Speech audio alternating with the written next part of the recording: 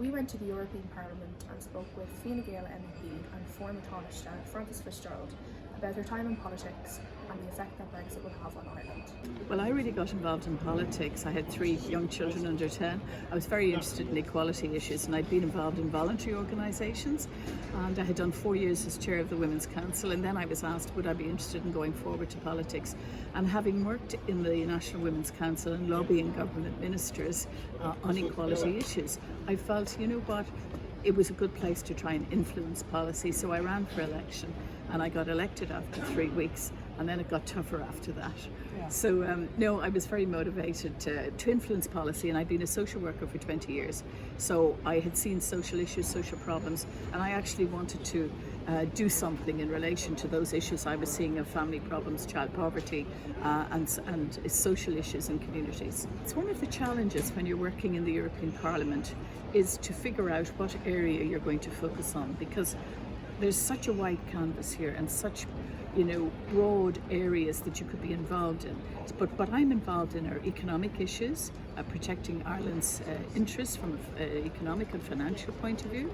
I'm working on the Women's Committee, so I'm working on the gender pay gap, violence against women, women in decision making, women in IT, and I'm also working on development issues. So within each of those committees, you know, I will be doing specific work. So for example, on the Economic Committee, I want to see more investment from the European Investment Bank in Ireland, so that we can deal with those infrastructural issues that are causing, you know, such hardship really to people in Ireland at present in terms of transport particularly. So there's a lot of funding available. I want to make sure Ireland really benefits from that, and our economy continues to thrive, and anything that the European Union and the European Parliament can do that facilitates greater support for business, for example, I'll be working on. Already a well-established politician in Ireland, Fitzgerald wanted to make a change and have her voice heard in the European Parliament. I had been in Cabinet for 7 years, and that was a huge privilege, and I felt I had achieved quite a lot. I had done probably over 30 pieces of legislation. I'd been involved in 2 referendums, and at this point, and for a whole variety of reasons, I decided that I've always been a big supporter of the European ideal, of Europe, of these institutions, the Parliament, the Commission, the Council. I think it's a fantastic project. 27 countries, such diversity, and I felt that I could make a contribution with the experience I had at this point at European level. It's very different and it is very challenging, and it's a transition. Not facing an election in Ireland now. I've had my election in May, so I'm very honoured that I got the votes of about almost 80,000 people in Dublin. So that's a fantastic mandate to get to work here, to see where the opportunities are, to benefit Irish and European citizens, and to benefit the country as a whole. And that's what I'll be trying to do. And as I say, it's complex enough getting to know this place, seeing how you can impact and influence, but I think I'm bringing the experience I've had as an Irish politician in the Irish Dáil to the European Parliament. We also discussed the effects Brexit will have on Ireland and if there could ever be an Irish exit from the European Union.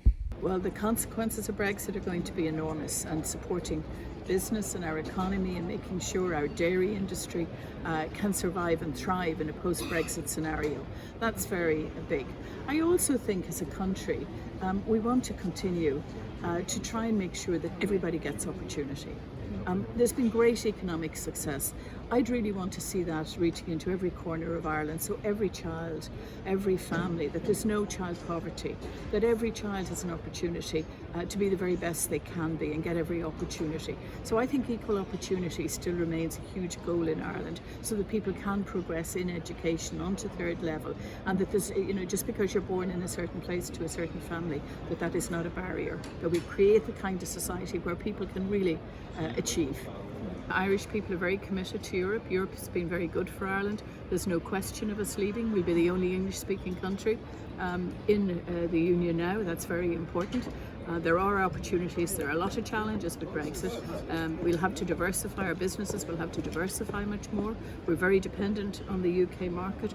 But of course, what's really important is that the trade deal that we will be working on over the next year, what's really important is that trade deal, that we make the very best arrangements between the UK and the EU that we can. They're our friends, they're our neighbours. We have a close trading relationship with them, so we want to make sure that continues insofar as possible. but it's going to take, work from both sides. With over 20 years' experience in Irish politics, two issues that Fitzgerald has been a part of stand out the most. Probably the two issues that I'm, delighted to have seen as a politician is, first of all, to see children's rights. I ran that referendum. I did the legislation on the children's rights referendum. I'm delighted to see that in the Constitution. It makes a difference to give children a voice and to respect their rights.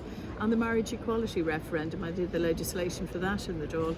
And the day I finished that legislation in the Senate was probably one of the most emotional and moving days I've ever had in the Dáil. And I think when you're giving people opportunity and you're removing discrimination, that's always a good day.